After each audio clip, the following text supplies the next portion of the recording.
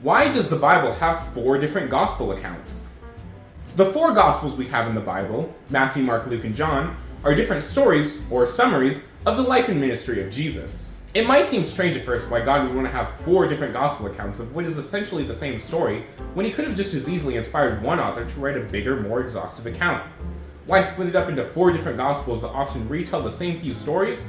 Well, there actually are multiple benefits to having more than one gospel account. Each of the gospels are written by different authors with different styles and focuses. Luke's gospel gives a historical account of the life of Jesus, while Matthew shows how Jesus fulfilled Jewish prophecy throughout his life.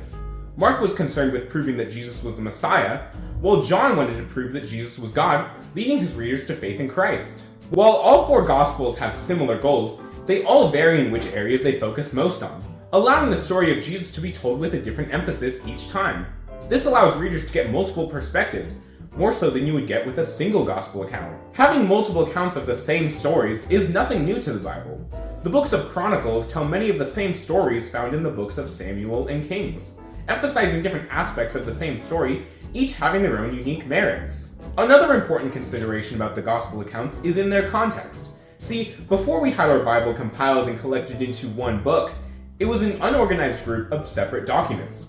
At the time, the 4 Gospels were just 4 different individual writings by those who could testify about Jesus. If only one person wrote about Jesus' life and ministry, it would be much more difficult to verify the authenticity to those who didn't see Jesus firsthand. So, having multiple accounts record the same stories actually gives stronger proof that these events actually happened as it was written. So, the fact that we have multiple accounts of Jesus is actually great, both for the people at the time seeking answers to the truth of who Jesus was, and for us today as we explore that same question.